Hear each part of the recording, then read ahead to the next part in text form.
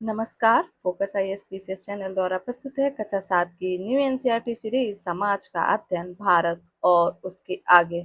अध्याय 12 बाजारों की समझ। आज हम बाजारों की समझ को समझेंगे क्या है। ठीक है, उससे पहले आप चैनल को लाइक और सब्सक्राइब करना ना भूलें। आपका योगदान हमारे लिए अति महत्वपूर्ण है। शुरू करते हैं अध्याय को। बाजारों से समृद्धि तभी उत्पन्न होती है जब व्यक्तियों को उन वस्तुओं और सेवाओं की आवश्यकता होती है जिन्हें वे स्वयं निर्मित नहीं कर सकते हैं। किसने कहा है?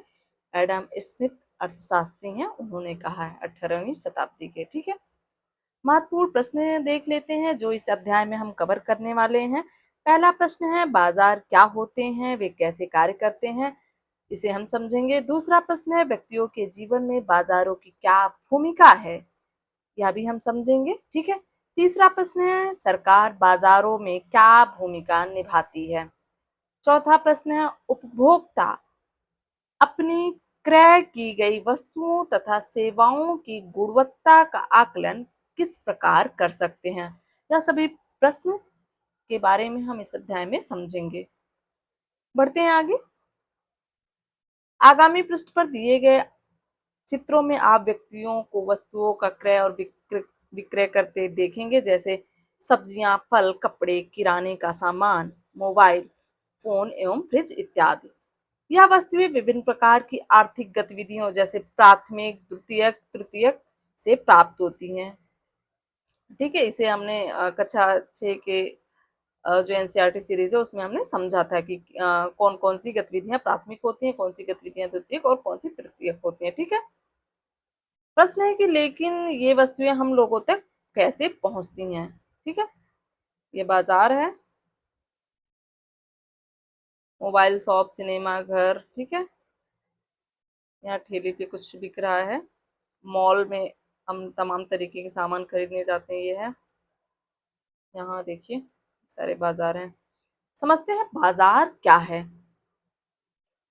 बाजार वह स्थान जहां लोगों द्वारा विभिन्न वस्तुओं का क्रय और विक्रय किया जाता है, उसे बाजार कहते हैं।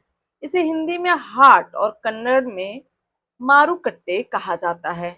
आपके क्षेत्र में इसे क्या कहा जाता है, कमेंट सेक्शन में आप जरूर बताइए।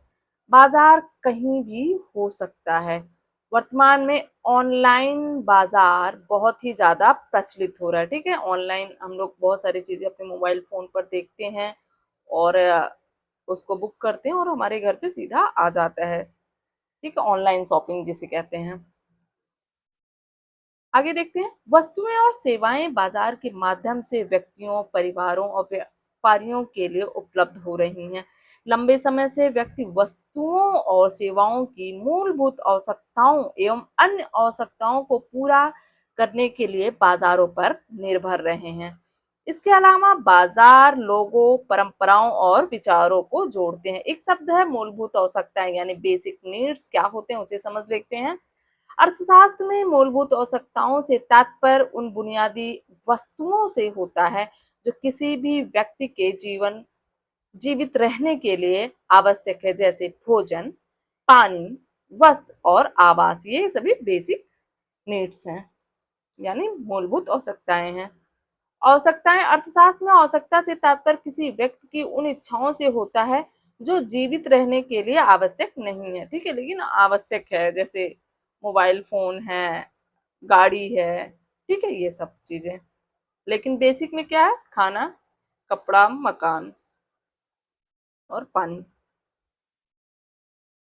आइए हम 16वीं शताब्दी के बाजार से एक भारत आइए 16वीं शताब्दी के भारत से एक बाजार का उदाहरण देखते हैं। ठीक है, गौरवशाली हम्पी बाजार, कर्नाटक, चित्र 12.3 में ये हम्पी बाजार है। ठीक है, कर्नाटक में हम्पी बाजार समृद्ध व्यापार का केंद्र और विजयनगर साम्राज्य, पढ़ाई होगा आपने इतिहास में विजयनगर साम्राज्य के बारे में, कि समृद्ध बाजारों में से एक था। ठीक है, यह बाजार विरूपाक्ष मंदिर, ध्यान दीजिएगा, विरूपाक्ष मंदिर के सामने स्थित था। अनेक विदेशी लेखों में इस शहर की अपार समृद्धि और संपन्नता का वर्णन किया है। ठीक है, तो नोट करिए। विरूपाक्ष मंदिर ये भी पूछा जाता है इस इतिहास में, कहाँ पर स्थित है, तो कर्नाटक। प्रसिद्ध पुर्तगाली यात्री डोमिंगोस पेस ने हम्पी बाजार में विभिन्न प्रकार के उत्पादों का कारोबार होने के कारण इसे विश्व के उत्कृष्ट उपलब्धता वाला शहर कहा था। किसने? पुर्तगाली यात्री डोमिंगोस पेस ने। ठीक है, यहाँ पर विभिन्न प्रकार के उत्पादक जैसे अनाज, बीज, दूध, तेल, सेम तथा पशुओं में गाय, खरगोश, घोड़े, यहाँ तक कि बटेर, तीतर जैसे पक्षियों का भी व्यापार होता था। ठीक है, उस समय एक और पुर्तगाली यात्री फर्नोवा नूनीज ने हम्पी बाजार के बारे में लिखा है। ठीक है, वहां शिल्पकार भी थे जो अपनी गलियों में काम करते थे। शिल्पकार यानी जो लकड़ी से पलंग तख्त बनाते हैं या पत्थर से कोई मूर्ति वगैरह बनाते हैं। ठीक है, उन्हें कह रहे, या सोने चांदी के जो आभूषण बनाते हैं उन्हें हम शिल्पकार कहते हैं। जो अपनी गलियों में काम करते थे और उन्हें आप सोने के जवाहरात, कृत्रिम आभूषण बनाते हुए और हर प्रकार के माणिक्य, हीरे, मोतियों के साथ बेचते हुए देख सकते थे। कपड़ों के विक्रेता के लिए कपास और प्रचुर मात्रा में घास और भूसे की भी उपलब्धता थी। मुझे नहीं मालूम कि वह कौन या कौन कह सकता है कि यह देश बंजर है। यह एक रहस्य है कि एक नगर में हर चीज की प्रचुरता कैसे हो सकती है। ठीक है, इसने कहा, प्रसिद्ध पुर्तगाली यात्री फर्नोवा नोनेस ने। ठीक है, एक शब्द है व्यापार, समझ लेते हैं व्यापार शब्द क्या है। व्यक्तियों या देशों के बीच वस्तुओं और सेवाओं का क्रय विक्रय या विनिमय व्यापार कहलाता है। आई होप आपको समझ में आ गया होगा व्यापार क्या होता है, बाजार क्या होते हैं। ठीक है, पता लगाते हैं। क्या आप कल्पना कर सकते हैं कि यह बाजार अपनी समृद्धि की चरम सीमा पर कैसा रहा होगा? ठीक है, दूसरा है कि क्या आप अपने राज्य में किन्हीं पुराने बाजारों के बारे में जानते हैं? वे वर्तमान बाजारों से किस तरह सामान्य या भिन्न होंगे? अपने परिवार और समुदाय के वरिष्ठों से आप चर्चा कर सकते हैं। ठीक है,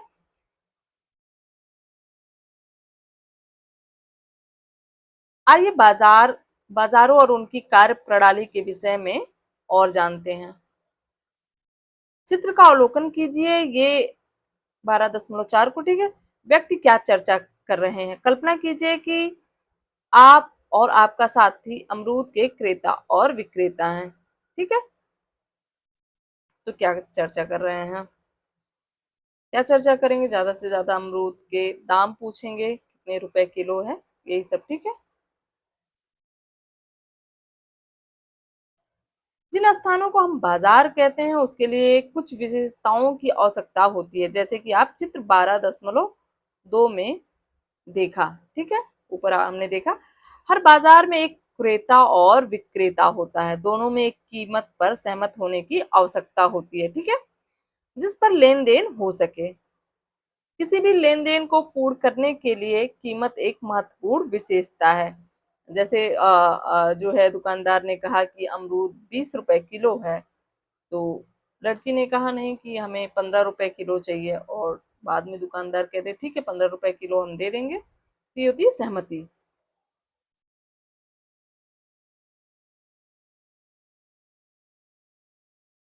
प्रायः क्रेता और विक्रेता किसी स्वीकार कीमत पर लेन देन के लिए तोल मोल करते हैं। ठीक है, जैसे इस लड़की ने 20 रुपए के अमरूद को 15 रुपए में खरीदे, तोल मोल भाव किया। ठीक है, आगे देखते हैं।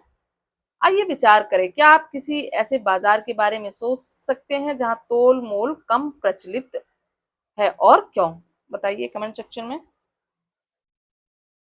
आगे देखते हैं कीमत और बाजार के बारे में। जब बाजार में अधिक क्रेता और विक्रेता होते हैं तो क्या होता है? बाजार में क्रेताओं और विक्रेताओं की आपसी बातचीत से कीमतें किस प्रकार बदलती हैं? सोचिए। नीचे दिए गए चित्र में विक्रेता अमरूदों को 80 रुपए प्रति किलो पर बेचना चाहता है, जबकि क्रेता इस कीमत पर खरीदने के लिए तैयार नहीं हो सकता है। यदि खरीदार को कीमत बहुत अधिक लगती है तो वह वह उस कीमत की मांग करेगा जिस पर वह खरीदना चाहता है। जैसे कि अभी हमने ऊपर बताया कि 20 रुपए किलो था और लड़की 15 रुपए किलो में खरीदना चाह रही थी। ठीक है।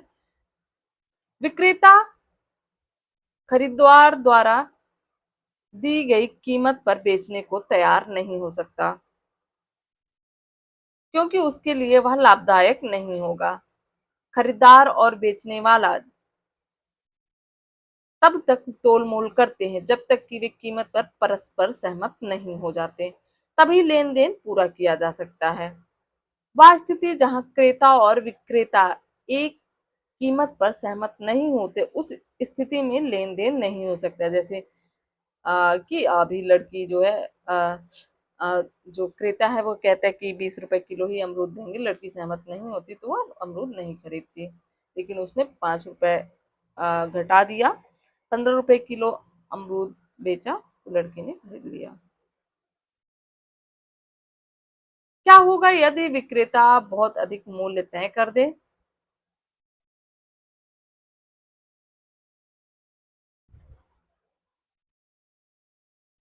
अगर दुकानदार अधिक मूल्य यानी 80 रुपए किलो तय कर दे तो क्या होगा?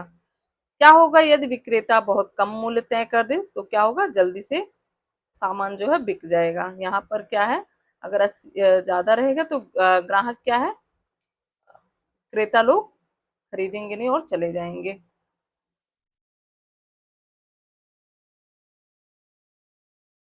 तीसरा, समय के साथ अमरूद की एक सही कीमत तय हो जाती है तो ना तो क्रेता के लिए बहुत अधिक होती है और ना ही विक्रेता के लिए बहुत कम। ठीक है। जैसे 80 रुपए की बजाय आप 40 रुपए किलो अमरूद हो गया तो क्रेता लोग खरीदने आ गए। ठीक है। और विक्रेता को भी फायदा हो रहा है, ना कि बहुत ज्यादा नुकसान। क्रेता मतलब खरीदार। इन तीनों परिदृश्यों में विक्रेता यह आकलन कर सकता है कि क्रेता को लगभग कितनी मात्रा में अमरूद की आवश्यकता है और भविष्य में वह बाजार में उतनी ही मात्रा उपलब्ध कराता है। ठीक है। समय के साथ क्रेता द्वारा उपलब्ध कराई गई वस्तुओं की मात्रा और क्रेता द्वारा अपेक्षित मूल्य से वस्तुओं की उस कीमत के निर्धारण में सहायता मिलती है जो उचित हो, अर्थात जो विक्रेता के लिए पर्याप्त रूप से अधिक और क्रेता के लिए पर्याप्त रूप से कम हो।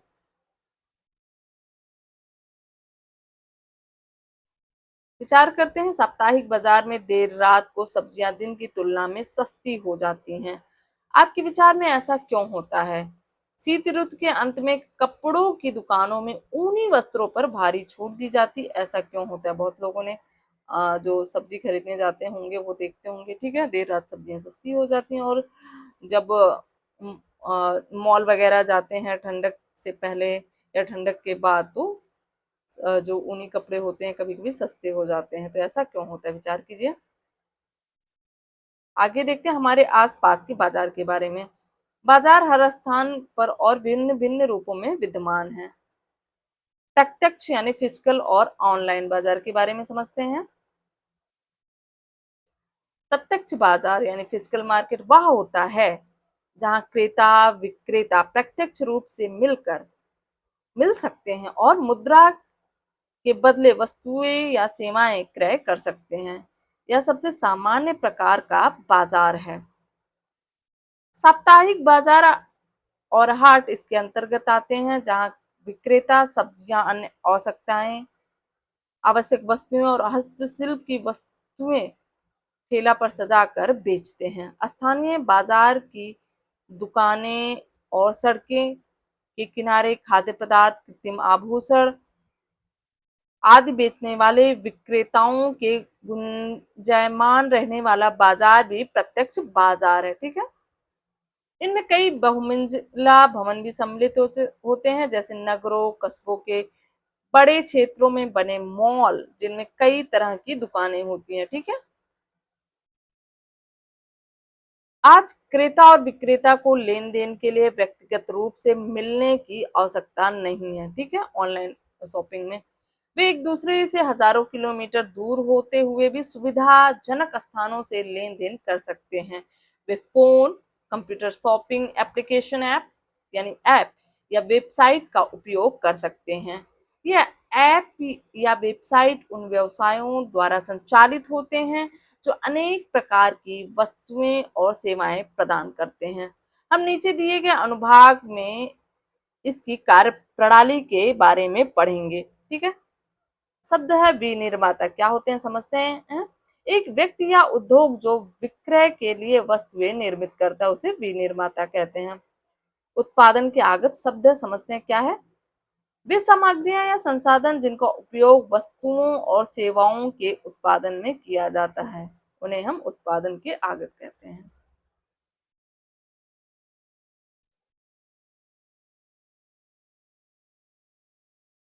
आगे देखते हैं। कोई भी व्यक्ति पुस्तक, फर्नीचर, वस्त्र और किराने की वस्तुओं से लेकर इलेक्ट्रॉनिक सामान जैसे टीवी, मोबाइल फोन और लैपटॉप तक खरीद कर अपने घर मंगा सकते हैं। विनिर्माता वस्तुओं के उत्पादन के आगत घटकों को भी ऑनलाइन खरीद सकते हैं। ठीक है। वस्तुओं के अतिरिक्त कोई भी घर से बाहर निकले बिना ऑनलाइन कक्षाओं जैसे सेवाओं का लाभ भी उठा सकता है। ऐसी सेवाओं के लिए भुगतान ऑनलाइन माध्यम से जमा किया जा सकता है। ठीक है। तमाम तरीके के ऐप पे हम ऑनलाइन कक्षाएं ले सकते हैं।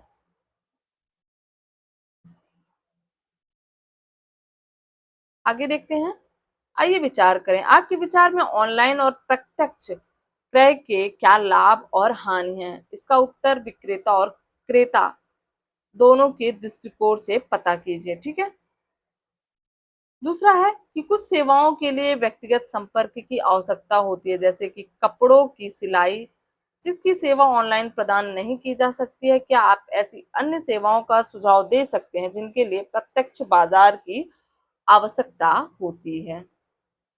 कमेंट सेक्शन में आप बताइए। आगे देखते हैं। ऐसे अन्य प्रकार के बाजार भी होते हैं जो वस्तुओं और सेवाओं का लेन देन नहीं करते। उसमें से एक है शेयर बाजार या स्टॉक मार्केट। ठीक है। अपने परिवारों अपने परिवार, शिक्षा या समुदाय के सदस्यों से इनके बारे में पूछिए। इस वर्ष हम इन अवधारणाओं को और अधिक विस्तार से समझेंगे। ठीक है। शब्द है निर्यात। समझ लेते हैं क्या है। किसी देश में उत्पादित वस्तुओं या सेवाओं को एक दूसरे देश के क्रेता को विक्रय करना निर्यात कहलाता है, यानी बेचना। आयात क्या होता है, अन्य देशों से वस्तुओं या सेवाओं का क्रय करना यानी खरीद करना और उन्हें अपने देश में लाना आयात। ठीक है। एक्सपोर्ट इंपोर्ट की बात हो रही है, तो समझ गए आप। आगे बढ़ते हैं। चित्र 12.9 स्टॉक मार्केट। ठीक है। घरेलू और अंतरराष्ट्रीय बाजार क्या होते हैं इसके बारे में समझते हैं। वह बाजार जहां वस्तुओं और सेवाओं का क्रय विक्रय देश की भौगोलिक सीमा के भीतर होता है। ठीक है। उन्हें घरेलू बाजार कहते हैं। ध्यान दीजिएगा। उदाहरण के लिए एक पुस्तक को प्रकाशित करने के लिए पूरे भारत में स्थित बड़ी कागज मिलों से कागज प्राप्त किया गया था। क्रेता और विक्रेता के बीच यह लेन देन सीमा के अंदर ही किया गया, यानी घरेलू बाजार के अंतर्गत ही। दूसरा समझते हैं। वह बाजार जहां वस्तुओं और सेवाओं का क्रय विक्रय देश की भौगोलिक सीमा से क्या है, बाहर होता है, उसे अंतरराष्ट्रीय बाजार कहते हैं। एक देश के विक्रेता अपने उत्पादों को दूसरे देश में निर्यात करते हैं यानी भेजते हैं, या एक देश के क्रेता दूसरे देश से उत्पादित उत्पादों का आयात करते हैं यानी मंगाते हैं। इस प्रकार व्यापार देश की सीमा के पार से भी होता है। ठीक है। जैसे बहुत सारे इलेक्ट्रॉनिक चीजें हम मंगाते हैं, मोबाइल मंगाते हैं। ठीक है। बहुत सारे अदर मेडिकल चीजें मंगाते हैं, दवा वगैरह, तो उसका हम आयात करते हैं। निर्यात हम करते हैं, जैसे गेहूं का हम निर्यात करते हैं, हम चीनी का निर्यात करते हैं। ठीक है। हम दूसरे देश भेजते हैं, तो वो भी निर्यात।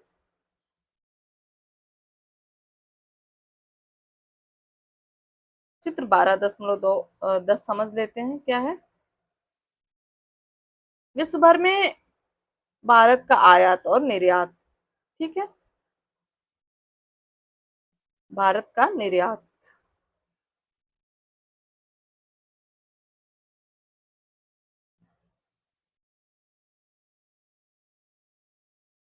क्या क्या करते हैं?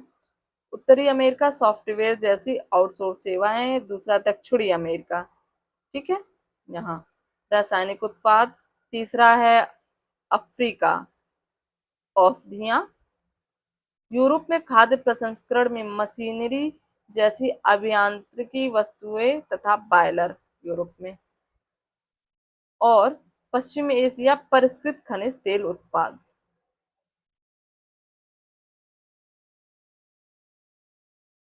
अब हम समझते हैं आयात क्या करते हैं हम। उत्तरी अमेरिका, ठीक है, यहाँ से विमान और पत्तक पुर्जे का आयात करते हैं।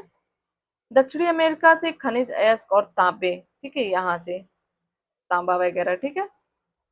अफ्रीका से हम हीरे का आयात करते हैं। यूरोप से हम विद्युत उपकरण का आयात करते हैं। पश्चिमी एशिया से हम खनिज तेल और उर्वरक, ठीक है, यहाँ से, ठीक है। और दक्षिण पूर्व एशिया से वनस्पति तेल यहाँ से आयात करते हैं, ठीक है। तो हमने यह समझ लिया भारत का आयात और निर्यात। 2024 में भारत वनस्पति तेलों जैसे ताड़ के तेल, सूरजमुखी के तेल, सोयाबीन के तेल का विश्व में सबसे बड़ा आयातक, यानी हम हम लोगों ने मंगाया। ताड़ का तेल अधिकांशतः मलेशिया, इंडोनेशिया और थाईलैंड से आयात किया जाता है, ध्यान दीजिएगा, ठीक है। कहाँ से? मलेशिया, इंडोनेशिया और थाईलैंड से आयात किया जाता है ताड़ का तेल, यानी पॉम ऑयल। आगे समझते हैं थोक और खुदरा बाजार क्या होते हैं। बाजार के सुचारू संचालन में अनेक प्रतिभागी अपनी भूमिका निभाते हैं, ठीक है। चित्र 12.11 समझते हैं।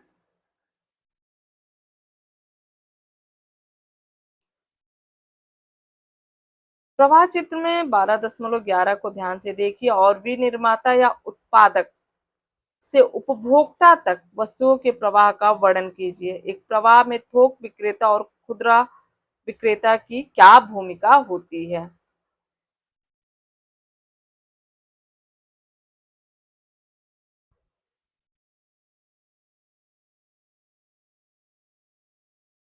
आगे देखते हैं प्रत्यक्ष बाजारों के संदर्भ में थोक व्यापारी उत्पादक या विनिर्माता से अधिक मात्रा में वस्तुएं क्या है क्रय करते हैं।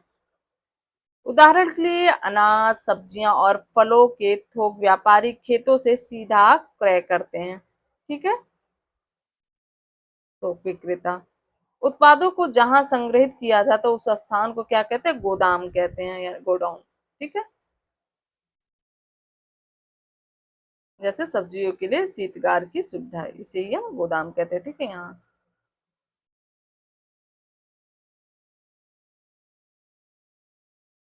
एक शब्द है शीतगार, समझ लेते हैं। शीघ्र सड़ने वाली वस्तुओं के संरक्षण के लिए समुचित निम्न तापमान बनाए रखने हेतु विशिष्ट गोदाम शीतागार कहलाता है, ठीक है। शीघ्र सड़ने वाली वस्तुओं के लिए शीतागार यानी कोल्ड स्टोरेज की सुविधा भी हो सकती है। इसके बाद इन्हें जिस बाजार में लाया जाता है उसे क्या कहते हैं? मंडी कहते हैं, ठीक है, जहां बेचने के लिए लाया जाता है। चित्र 12.13 में अनाज भंडारण का गोदाम है, ठीक है, यहाँ गेहूं चावल रखे हुए हैं। चित्र 12.14 में थोक विक्रेताओं के बड़े गोदाम, ठीक है, होलसेलर के बड़े गोदाम, ठीक है, यह है।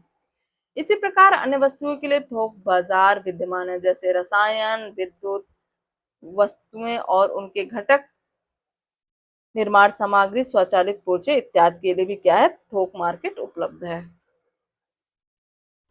चित्र 12.15 में खारी बावली मसाला बाजार, पुरानी दिल्ली मसाले और सूखे मेवे, ठीक है, ये है थोक बाजार। चित्र 12.16 में फूल बाजार बेंगलुरु का है। आगे समझते हैं थोक विक्रेता घरों के पास स्थित दुकानों और स्टोरों को वस्तुओं की आपूर्ति करते हैं। इन दुकानदारों को खुदरा विक्रेता कहा जाता है, ठीक है। वे हमारे जैसे अंतिम उपभोक्ता को वस्तुएं बेचते हैं। थोक विक्रेताओं के विपरीत खुदरा विक्रेता कम मात्रा में वस्तुएं बेचते हैं और यहाँ उत्पाद पुनर्विक्रय के स्थान पर उपभोग के लिए होता है। जैसे हम किसी स्टोर से सामान खरीद कर घर लाते हैं तो वो वहां से क्या है, दोबारा जो है बेचा नहीं जाता, सीधे हम उसका उपयोग करते हैं। खुदरा स्टोर सेवाओं के लिए भी होते हैं, जैसे सैलून, फिल्म थिएटर और रेस्तरां। खुदरा विक्रेता घरों में वस्तुओं और सेवाओं की उपलब्धता बढ़ाने में क्या है, सहायक होते हैं। चित्र 12.17 में जौहरी बाजार जयपुर रत्नम आभूषण के, ठीक है, ये हैं। आगे समझते हैं। कुछ मामलों में दूरी और क्षेत्र के कारण थोक विक्रेताओं के लिए बड़ी संख्या में खुदरा विक्रेताओं तक पहुंचना कठिन होता है। वितरक इस अंतर को कम करने में सहायक होते हैं, ठीक है। कक्षा 6 में हमने अमूल की कहानी में दूध के लिए मध्यस्थ, याद है आपको, जहां हमने समझा था वितरक को।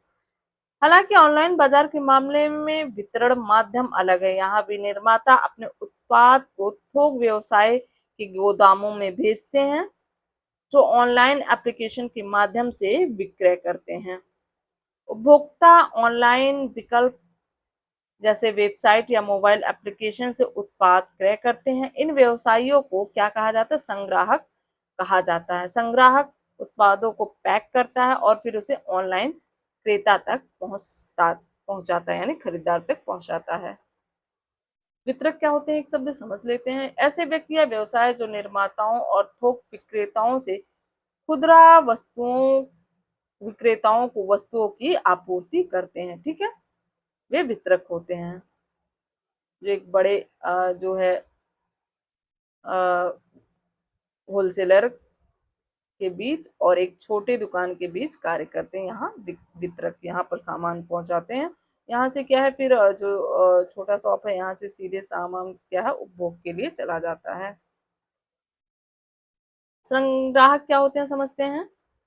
वेबसाइट या मोबाइल एप्लीकेशन जो अनेक विक्रेताओं के प्रस्ताव को व्यवस्थित और संयोजित करते हैं तथा वे उन्हें एक ही स्थान पर उपभोक्ताओं को विक्रय करते हैं, संग्राहक कहलाते हैं। चित्र 12.18 में वस्त्रों की दुकान और 12.19 में सैलून। 12.20 में मॉल है या और 21 में किराने की दुकान, ठीक है। यहाँ से क्या है, वस्तुएं और कहीं बिकने के लिए नहीं जाती हैं, सीधे उपभोग के लिए जाती हैं। हम लोग यहाँ से कुछ भी खरीदते हैं, मैगी है या कोई नमकीन है, तो ये उपभोग के लिए, दोबारा बेचने के लिए नहीं जाती हैं।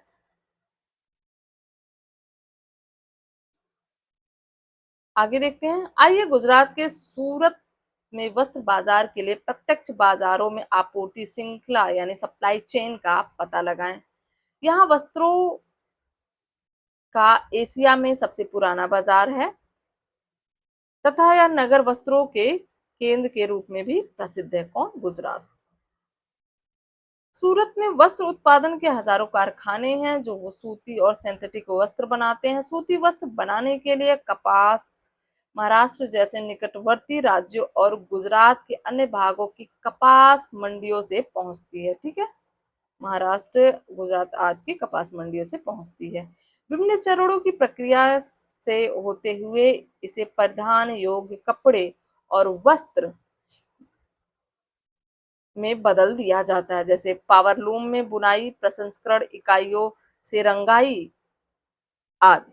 उत्पाद एक चरण से दूसरे चरण में बाजारों के माध्यम से जाता है। उत्पाद के लिए बुने वस्त्र, रंगे वस्त्र और तैयार उत्पाद जैसे साड़ी। उदाहरण के लिए बुने वस्त्र, रंगे वस्त्र और तैयार उत्पाद जैसे साड़ी, ठीक है। तो कपास है, ठीक है, ये कपास को शोधित करके फिर उसका धागा बनाया गया, फिर यहाँ कपड़े बनाए गए और फिर उसे मार्केट में बेचा गया, मॉल वगैरह में। आगे देखते हैं, कपड़े से तैयार उत्पाद का थोक बाजार में उत्पादक इकाइयों द्वारा व्यापार किया जाता है। थोक विक्रेता आपूर्ति की एक महत्वपूर्ण श्रृंखला है, क्योंकि वे देश और अंतर्राष्ट्रीय स्तर पर छोटे दुकानदारों और बड़ी खुदरा दुकानदारों को उत्पादों के वितरण की देखरेख करते हैं। वे यह भी आकलन करते हैं कि खुदरा विक्रेताओं को कितनी मात्रा में उत्पाद की आवश्यकता है। इससे उत्पादकों को उत्पाद का संग्रह करने में सहायता मिलती है और अंतिम उपभोक्ताओं को उत्पादों की निर्बाध आपूर्ति सुनिश्चित करने में भी आसानी होती है। चित्र 12.23 में सूरत के आसपास के कपास आपूर्ति करता है। ठीक है, ये कहाँ से आ रहा है? नागपुर, अमरावती, अकोला, वर्धा, वाल, आदिलाबाद, ठीक है, जामनगर, सुरेंद्र, भावनगर, अमरेली आदि से यहाँ पर कपास आ रहा है।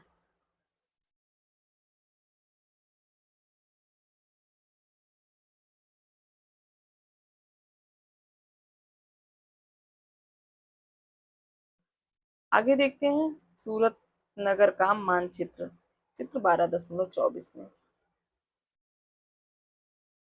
यहाँ क्या है? बंदरगाह है। ठीक है, ये नदी है, ये ये नदी है, ये समंदर है, सूरत नगर है ये। ठीक है, यहाँ पर ये रेल लाइन दर्शाया गया है, राजमार्ग ये है, और वस्त्र बाजार यहाँ पर। ठीक है,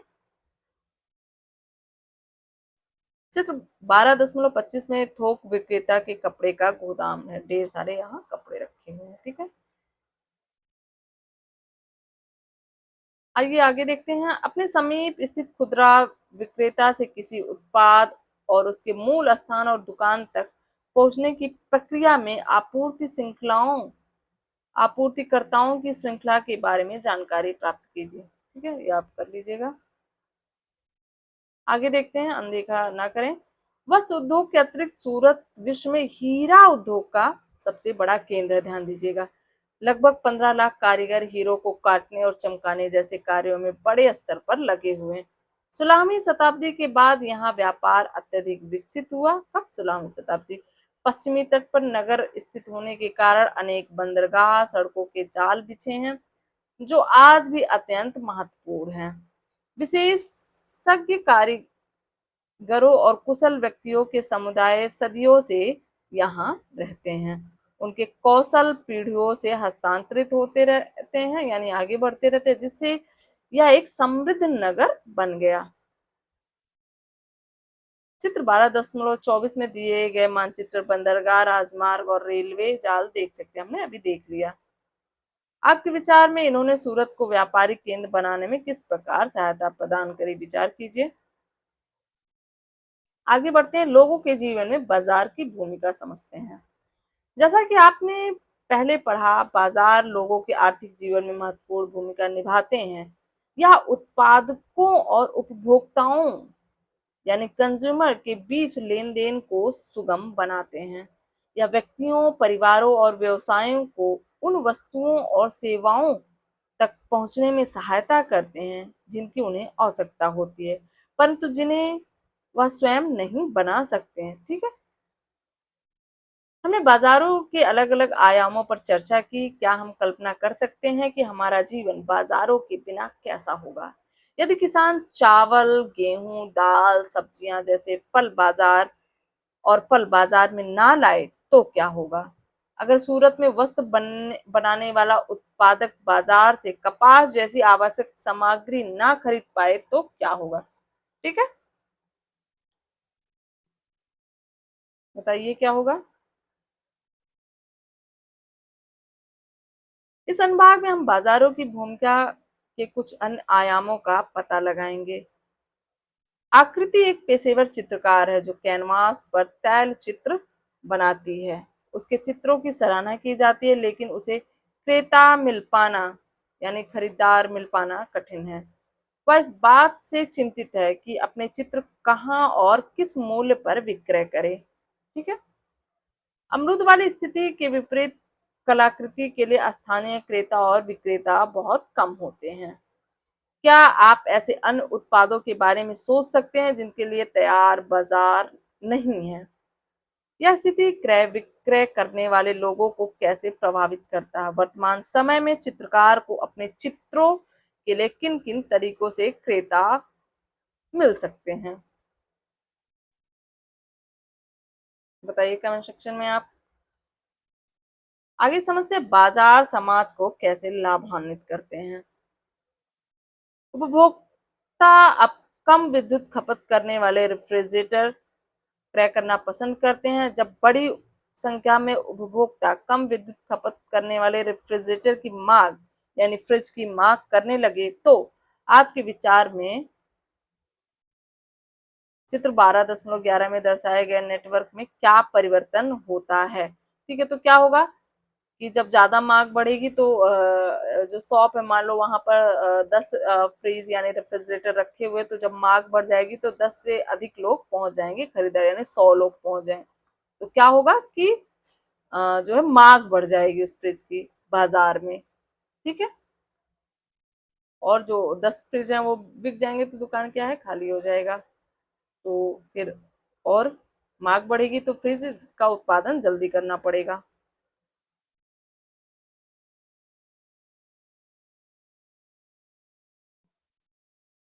आगे देखते हैं उत्पादकों को इस बात का संकेत मिल जाता है कि उपभोक्ता क्या क्रय करना चाहेंगे, अतः वे ऐसे रेफ्रिजरेटर बनाते हैं जिसमें विद्युत खपत कम होती है। कम ऊर्जा खपत वाले रेफ्रिजरेटर के उत्पादन से समाज को क्या है लाभ होता है यानी बिजली बचती है। यदि क्रय विक्रय एक आर्थिक गतिविधि है जिसमें मौद्रिक विनिमय यद्यप क्रय विक्रय क्या है एक आर्थिक गतिविधि है जिसमें मौद्रिक विनिमय सम्मिलित है, तथापि बाजारों में होने वाली अंतःक्रियाएं प्रायः उत्पाद और सेवाओं या दोनों पक्षों के बीच परस्पर बातचीत के माध्यम से क्या है बढ़ती हैं। आगे देखते हैं प्रायः क्रेता और विक्रेता के बीच एक संबंध विकसित होता है जो कई पीढ़ियों तक भी चलता है। कुछ परिवारों का अपने दर्जी स्वर्णकार और चिकित्सक के साथ दशकों पुराना भरोसेमंद संबंध बना रहता है। भारत में कई परिवार स्थानीय किराना दुकानदार के साथ एक खाता रखते हैं जिसका महीने के अंत में भुगतान किया जाता है। ठीक है, लोगों के घर में है कि उनका अपना दर्जी भी होता है, जैसे कोई पास पड़ो जो अच्छा सिलता है उससे भी सिलवाते हैं, स्वर्णकार भी जहाँ से चांदी सोने के आभूषण हम खरीदते हैं ज्यादातर लोगों के अपने होते हैं। ठीक है, हमारे अपने डॉक्टर भी होते हैं जहाँ हम जिस पर हम भरोसा कर सके तो पहले लोग वहीं जाते हैं। ठीक है, इस तरीके से चीजें होती हैं।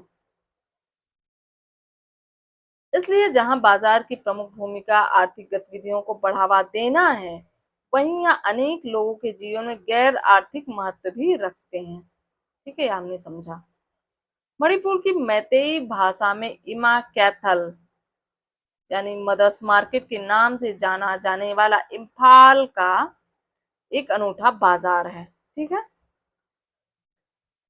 इस बाजार में लगभग कितनी महिला 3,000 महिलाओं की अपनी दुकानें हैं जिन्हें वे चलाती हैं।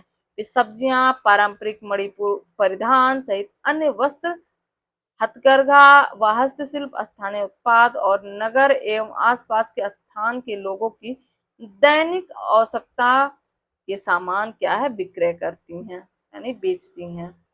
इस तरफ यह बाजार रोजगार प्रदान करता है जो हजारों परिवारों के लिए आय का एक महत्वपूर्ण स्रोत बना है। ठीक है, कौन सा मार्केट? इमा कैथल। दूसरी तरफ यह बाजार विभिन्न संस्कृतियों का संगम स्थल भी है। विभिन्न समुदाय के लोग यहाँ विचारों का आदान प्रदान करते हैं और साझा परंपराओं का क्या है आनंद के लिए भी साथ आते हैं। चित्र 12.26 में इम्फाल का इमा कैथल बाजार। यहाँ क्या 3,000 महिलाएं अपना शॉप लगाती हैं, विभिन्न प्रकार की चीजें बेचती हैं। ठीक है, ये हमने समझ लिया। वर्तमान में ऐसी अनेक परंपराएं हैं जो क्रय और विक्रय से कहीं आगे हैं। दक्षिण भारत में हल्दी कुमकुम यानी सिंदूर के विक्रेता अपने ग्राहकों को शुभकामनाओं के तौर पर हल्दी और कुमकुम की थोड़ी मात्रा अलग से बिना शुल्क के यानी बिना पैसे के दे देते हैं। चित्र 12.27 देख सकते हैं आप।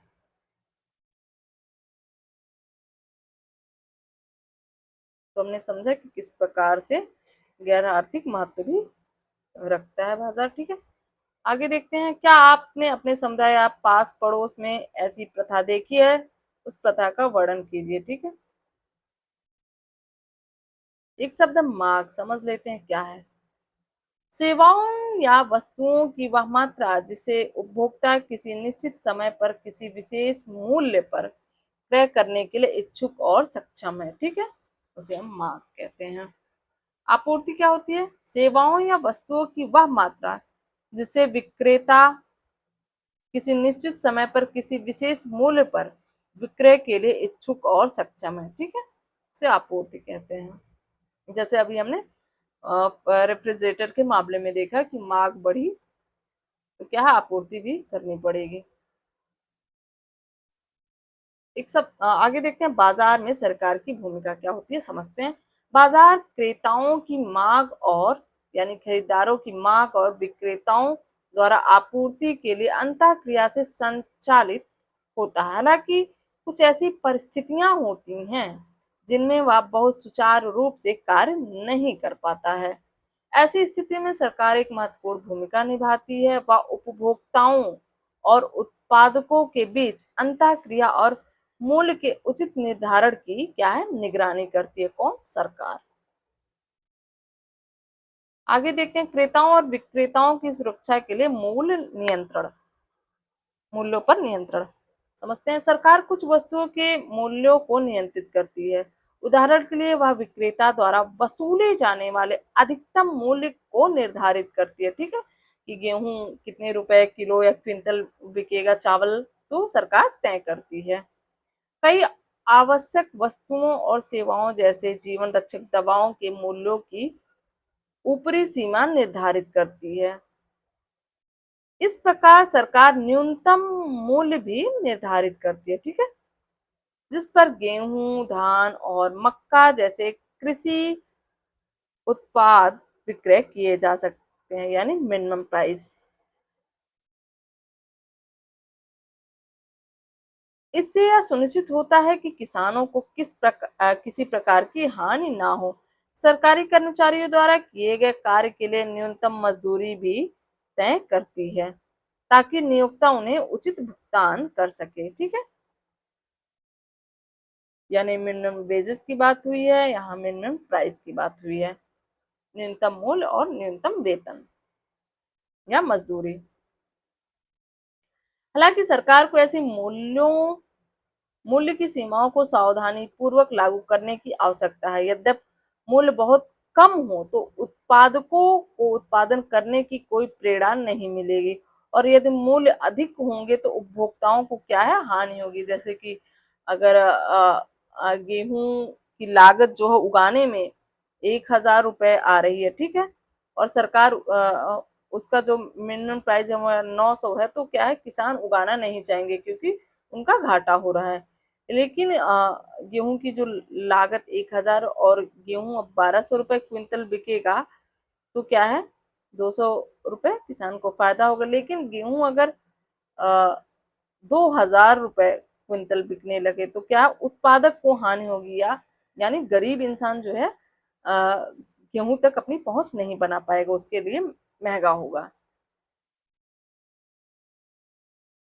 आगे देखते हैं, प्याज भारत के अधिकांश भागों में भोजन का एक महत्वपूर्ण हिस्सा है। कुछ वस्तु ऋतुओं में इसकी आपूर्ति बाजार में क्या है, कम हो जाती है। आपके विचार में ऐसा होने पर प्याज के मूल्यों पर क्या प्रभाव पड़ता है? तो क्या पड़ता है, जब बाजार में आपूर्ति कम होगी तो प्याज के दाम क्या है, बढ़ जाते हैं। 50 रुपए केजी से क्या होते हैं, सीधे 100 रुपए केजी होने लगते हैं। ठीक है, अगर प्याज की आपूर्तिकर्ता आवश्यक मात्रा में प्याज बाजार में नहीं लाएंगे तो क्या होगा? आपके विचार में सरकार को स्थिति में क्या करना चाहिए, बताइए कमेंट सेक्शन में। तो सरकार कहीं से आयात करेगी अगर बाजार में प्याज की कमी है। गुणवत्ता और सुरक्षा मानकों को सुनिश्चित करना समझते हैं। उपभोक्ताओं के कल्याण को सुनिश्चित करने और बाजार में अनुचित मनमानी से बचाने में सरकार की भूमिका होती है। ठीक है, सरकार यह सुनिश्चित करती है कि निर्माताओं वस्तुओं और उत्पादन और सेवाएं प्रदान करते समय आवश्यक गुणवत्ता और सुरक्षा मानकों का पालन करें। ठीक है। उदाहरण के लिए औषधीय कंपनियां रोगों के इलाज के लिए औषधियों का निर्माण करती हैं, यानी दवा का निर्माण करती हैं। सरकार औषधियों के अनुमोदन के लिए प्रक्रिया निर्धारित करती है। ठीक है। और यह जांचने के लिए नमूना परीक्षण क्या है करती है दवाओं का, कि उत्पादित औषधियां गुणवत्ता के मानकों को पूरी करती हैं या नहीं। अगर क्या है गुणवत्ता मानक पूरा नहीं करेंगी तो जो भी मरीज है उस दवा को खाएगा तो उसे नुकसान होगा। ठीक है। इसलिए सरकार क्या है गुणवत्ता मानक तय करती है। ये नियम औषधियों की गुणवत्ता और सुरक्षा को क्या है सुनिश्चित करते हैं, ताकि उपभोक्ताओं के स्वास्थ्य को किसी प्रकार का संकट ना हो।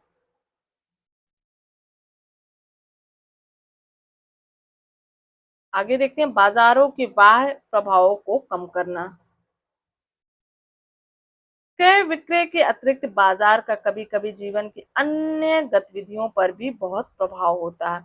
उदाहरण के लिए बाजारों में उपलब्ध कुछ वस्तुओं का उत्पादन कारखानों में करना क्या है आवश्यक होता है, जो पर्यावरण को प्रदूषित कर सकता है। सरकार बाजारों के ऐसे प्रभावों को समझने और नियंत्रित करने में महत्वपूर्ण भूमिका निभाती है।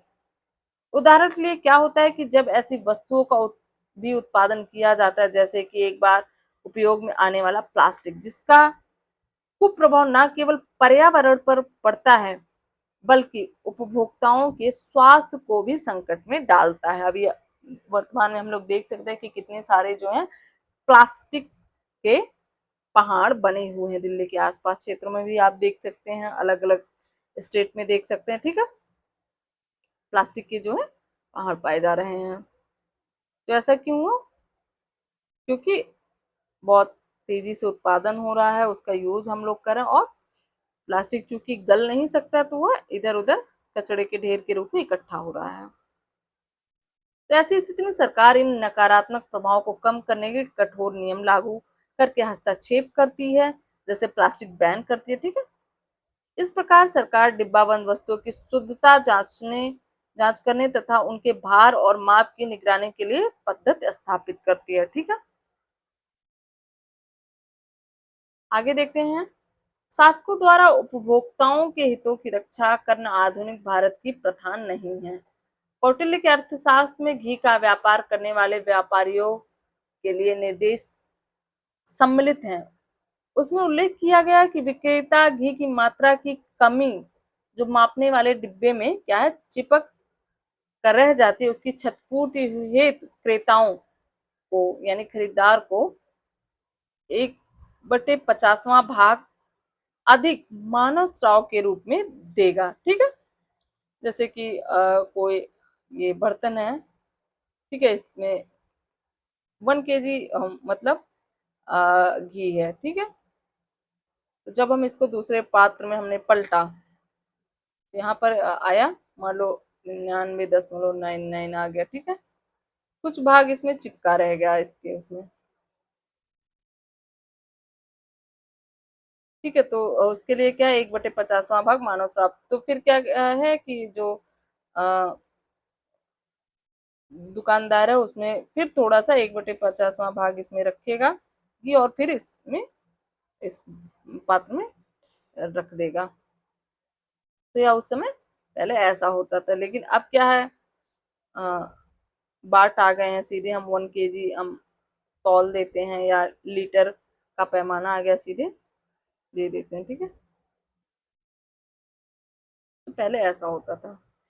आगे देखते हैं सरकार यह सुनिश्चित करने के लिए नियम बनाती है कि बाजार निष्पक्ष रूप से कार्य करे और उपभोक्ताओं का शोषण ना हो। हालांकि नियमों की बहुलता बाजारों के सुचारू रूप से कार्य करने में कठिनाई पैदा कर सकती है। आगे देखते हैं सार्वजनिक सुविधा और सेवाएं उपलब्ध कराना।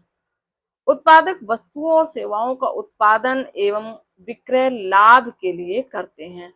हालांकि उत्पादक कुछ वस्तुओं एवं सेवाओं में लाभ की अपेक्षा नहीं रखते हैं। ठीक है। उदाहरण के लिए सार्वजनिक उद्यान, सड़कें, सुरक्षा व्यवस्था आदि। इसके अतिरिक्त पिछले अध्याय में आपने नागरिक के अधिकारों के संदर्भ में कुछ निश्चित कल्याणकारी प्रभाव के बारे में पढ़ा होगा। इसलिए यह सार्वजनिक वस्तुएं और सेवाएं सरकार द्वारा प्रदान की जाती हैं। ठीक है।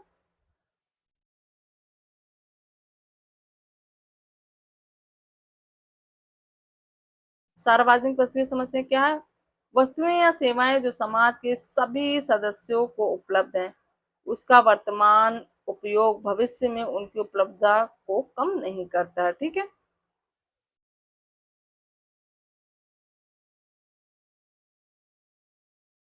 आगे देखते हैं, वे कौन से अन्य क्षेत्र हैं जहां आप सरकार को बाजार के कार्यकलापों में भाग लेते हुए देखते हैं? बताइए। क्या ऐसे क्षेत्र भी हैं जहां सरकार को हस्तक्षेप कम करने की आवश्यकता है? परिवार या संबंधों में चर्चा कीजिए। ठीक है। इसे आप कमेंट सेक्शन में बताइए कौन कौन से क्षेत्र हैं। आगे देखते हैं, उपभोक्ता वस्तु और सेवा की गुणवत्ता का आकलन कैसे करते हैं? समझते हैं। बाजार उपभोक्ताओं को विभिन्न प्रकार की वस्तुएं और सेवाएं उपलब्ध कराता है। ठीक है। बाजार क्या, उपभोक्ताओं को विभिन्न प्रकार की वस्तुएं और सेवाएं उपलब्ध कराता है। उपभोक्ता जिस वस्तु को क्रय करना चाहते हैं उसके विषय में निर्णय कैसे लेंगे? देखते हैं। आपके और आपके पड़ोस में अगली गली के बच्चों की टोली के मध्य कंचे खेलने की प्रतियोगिता है। आप प्रतियोगिता के लिए नए कंचे खरीदना चाहते हैं। आपने 150 रुपए बचा रखे हैं। आप कंचे खरीदने हेतु दुकान जाते हैं ताकि कंचों में कौन से गुणों को देखेंगे ताकि आप प्रतियोगिता जीत सकें। चित्र 12.28 में बता रहे हैं। ठीक है। क्या आपने कंचों के आकार, मजबूती, मूल्य तथा आकर्षक रंगों के बारे में सोचा था? जैसा कि आपने देखा, हर उपभोक्ता जो वस्तु खरीद रहा उसे उस वस्तु की गुणवत्ता को परखने की आवश्यकता होती है। ठीक है। जैसा कंचे के बारे में कि कैसा है, गोल है कि कैसा है, ठीक है, मजबूत है कि नहीं है, यह सब हम देखते हैं और हमें कौन सा पसंद है। निम्नलिखित अनुभागों में हम इसके विभिन्न तरीकों को समझेंगे। मान लीजिए कि आपके माता पिता आपको पास की एक किराने की दुकान से 1 किलो बेसन लाने को कहते हैं। दुकान में विभिन्न प्रकार के बेसन के पैकेट उपलब्ध हैं, इस जैसा कि एक नीचे भी दर्शाया गया है। इसे ध्यान पूर्वक देखें। ये कैसे सुनिश्चित करें कि बेसन की गुणवत्ता उपयुक्त मानकों पर सही है? ठीक है। चित्र 12.29 में समझते हैं। यहाँ पर बैच नंबर दिया हो, शुद्ध मात्रा कितनी है, 2 किलो। तिथि कितना, देख लीजिए। मैन्युफैक्चरिंग की तिथि 2025। समाप्ति कब है? 2025 यानी 10 महीने बाद, जनवरी 2025 में बना और नवंबर में समाप्ति है, नवंबर 2025 में। यहाँ पर विनिर्माता का नाम और पता दिया हुआ है और यहाँ पर लाइसेंस संख्या है FSSAI। ठीक है, फसाई का। यहाँ पर बैच नंबर दिया हुआ है। ठीक है। अधिकतम खुदरा मूल्य यहाँ दिया, MRP दिया हुआ है। पोषण तथ्य सूची यहाँ पर कि इसमें कौन कौन से न्यूट्रिशन है ये दिया हुआ। सामग्री सूची, कौन कौन सी सामग्री से बनाया गया। एलर्जी घोषणा यह भी दिया हुआ। ठीक है। इस तरीके से पैकेटों पर लिखा होता है तो हम इसे देखते हैं। हम इसकी निर्माण तिथि देखते हैं, समाप्ति तिथि भी देखते हैं। ठीक है। क्या आपने FSSAI के प्रतीक चिन्ह पर ध्यान दिया? FSSAI अर्थात भारतीय खाद्य सुरक्षा एवं मानक प्राधिकरण का खाद्य पैकेटों और गत्ते के डिब्बों पर अंकित चिन्ह ये। ठीक है। यह दर्शाता है कि खाद्य पदार्थ की जांच सरकार द्वारा की गई है। ठीक है। और यह उपयोग के लिए सुरक्षित है। सरकारी एजेंसी का यह प्रमाणन क्रेताओं को वस्तुओं की गुणवत्ता पहचानने में सहायता प्रदान करता है। ठीक है। जिस पर ये चिन्ह बने होते हैं उसकी जांच क्या सरकार करी रहती है। उत्पादक या उसके पैकेज पर ये चिन्ह सुनिश्चित करते हैं कि उत्पाद न्यूनतम गुणवत्ता मानकों पर खरा है।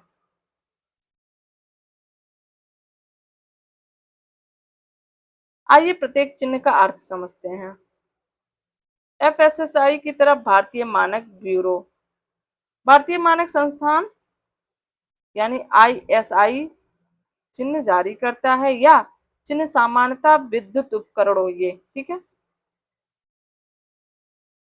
निर्माण सामग्री और मोटर वाहन के पहियों, कागज इत्यादि पर दिए जाते हैं। यह चिन्ह उत्पादक की गुणवत्ता तथा इसके सुरक्षित होने का सूचक है।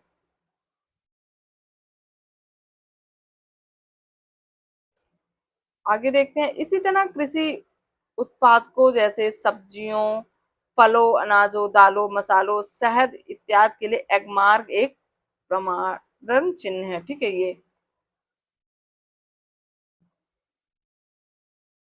इलेक्ट्रॉनिक उपकरण जैसे टीवी, लैपटॉप, वातानुकूलित उपकरणों आदि पर बीईई स्टार रेटिंग अंकित होता है, यानी बीईई स्टार रेटिंग अंकित होता है। बीईई का तात्पर्य ऊर्जा दक्षता ब्यूरो है, ठीक है, ब्यूरो ऑफ एनर्जी एफिशिएंसी। यह रेटिंग उत्पाद के पैकेट पर तारों के रूप में छपी होती है, ठीक है। यहाँ पर अधिक तारीख दर्शाते हैं कि उपकरण कम ऊर्जा एवं विद्युत का उपयोग कर रहा है। यह उपभोक्ताओं के लिए लाभदायक है क्योंकि इसमें विद्युत का व्यय क्या है, कम होता है, और साथ ही यह पर्यावरण के लिए भी लाभदायक है। क्या हमने समझ लिया, ठीक है, प्रतीकों के बारे में।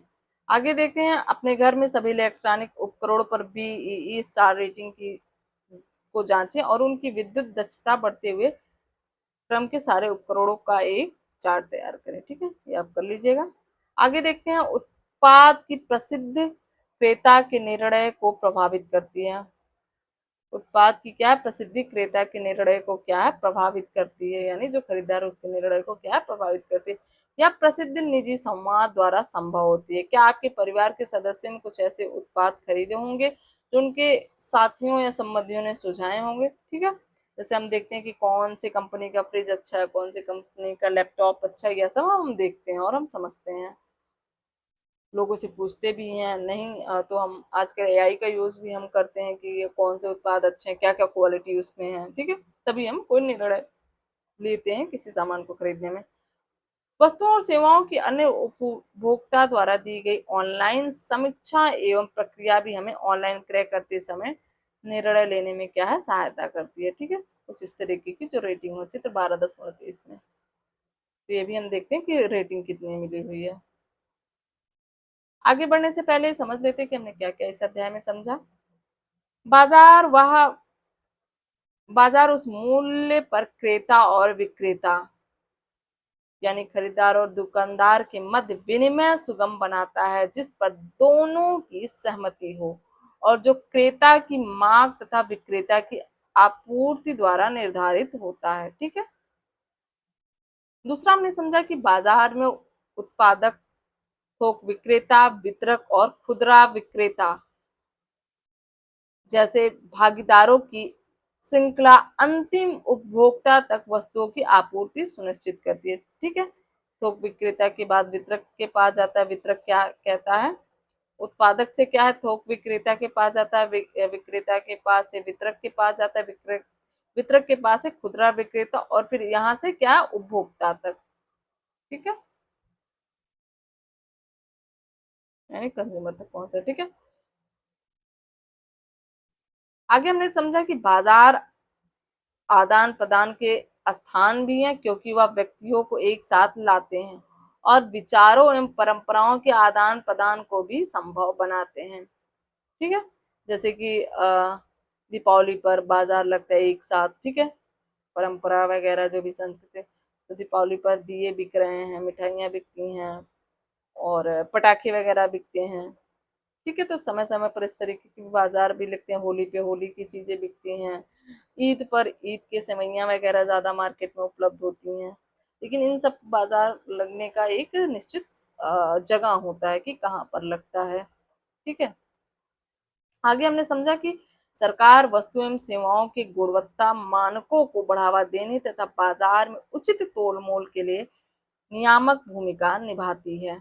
हालांकि उपभोक्ता सरकारी संस्थाओं के द्वारा उत्पाद पर दिए गए प्रमाणन चिन्हों तथा ऑनलाइन समीक्षा के माध्यम से वस्तुओं एवं सेवाओं की गुणवत्ता का भी आकलन कर सकते हैं। ठीक है, कि रेटिंग क्या है, तभी हम कोई सामान ऑनलाइन खरीदते हैं, प्रमाणन चिन्ह क्या है। ठीक है, यह सब भी हम देखते हैं। तो यह सब हमने समझा इस अध्याय में। प्रश्न क्रियाकलाप देख लेते हैं।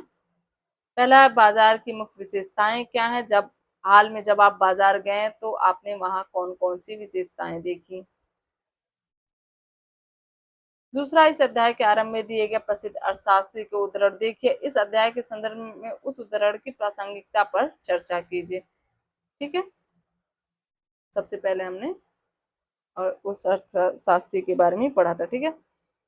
तीसरा, आम अमरूद के क्रय विक्रय के में दिए गए उदाहरण में यदि विक्रेता को अच्छा मूल्य मिल रहा है तब वह किसानों से और अधिक अमरूद क्रय करने का प्रयास करेगा ताकि वह उन्हें उसी मूल्य पर बेचकर अपनी आमदनी बढ़ा सके।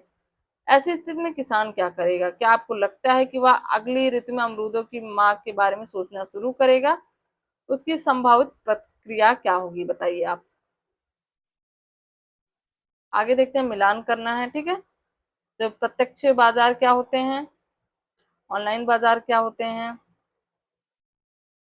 प्रत्यक्ष बाजार विक्रेता और विक्रेता प्रत्यक्ष उपस्थिति होती है। ठीक है, हम स्वयं दोनों तोल मोल करते हैं।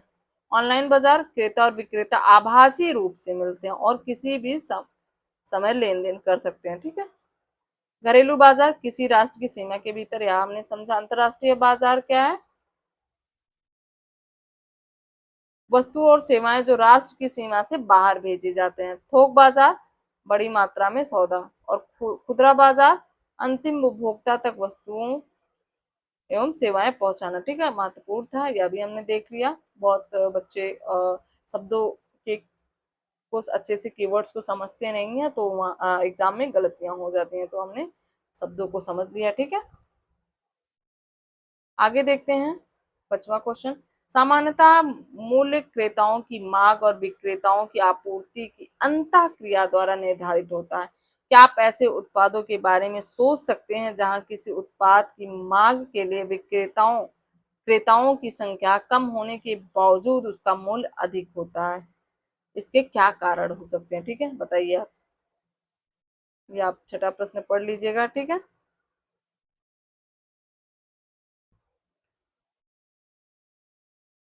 प्रश्न नंबर 7 भी महत्वपूर्ण है। भारत में कुछ जिले टमाटर उगाने के लिए प्रसिद्ध है। हालांकि कुछ मौसमों में किसानों के लिए स्थिति अच्छी नहीं होती है। अधिक उपज होने पर कृषकों द्वारा अपनी उपज को फेंकने और उसका सारा श्रम नष्ट होने से के समाचार आते रहते हैं। ठीक है, कभी कभी हम लोगों की बहुत ज्यादा टमाटर उत्पादन हो गया और किसान ने क्या है, उस टमाटर को खेत में ही नष्ट करना उचित समझा। इस तरीके की भी हम न्यूज देखते हैं। आपके विचार में किसान ऐसा क्यों करते हैं। ऐसी स्थिति में थोक विक्रेता क्या भूमिका निभा सकते हैं, या सुनिश्चित करने के लिए संभव उपाय क्या हो सकते हैं जिससे टमाटर बर्बाद ना हो और किसानों को नुकसान ना पहुंचे। ठीक है, तो क्या हो सकता है मेरे हिसाब से, क्या टमाटरों को कलेक्ट करके उसका जैम वगैरह प्रोसेसिंग की जा सकती है। ठीक है, फूड प्रोसेसिंग, क्योंकि अगर बहुत ज्यादा टमाटर उत्पादन हो गया तो तुरंत तो खपत हो नहीं सकता है। और या और शीत गृह में भी रखा जा सकता है। ठीक है, जिसे जब बाजार में आपूर्ति कम हो तब शीत कोल्ड स्टोरेज से निकाल कर उसकी पूर्ति की जा सके मार्क की। ठीक है, आगे क्या आपने किसी अन्य विद्यालय द्वारा आयोजित किसी भी मेले के बारे में सुना है या उसमें गए हैं अपने मित्रों और शिक्षकों के बारे में। ठीक है, तो बहुत सारे आपने अभी तैयारी में आप देखेंगे बहुत सारे मेले देश में स्टेट में लगते हैं। जैसे उत्तर प्रदेश में कई तरह के सूर्यकुल मेला आदि लगता है। ठीक है, रामनवमी मेला है, दीपावली का मेला है। ठीक है, कुंभ मेला है। ये हमने देख लिया। ठीक है, इस तरीके से यह अध्याय समाप्त होता है। अगले सेक्शन में हम फिर मिलेंगे। यहाँ पर कक्षा 7 की जो एनसीईआरटी का समाप्त हो रहा है और नेक्स्ट में हम कक्षा 8 के एनसीईआरटी के साथ मिलेंगे। तब तक के लिए हम आपसे विदा लेते हैं। धन्यवाद। पढ़ते रहिए, लिखते रहिए, सिलेक्शन लेकर रहिए।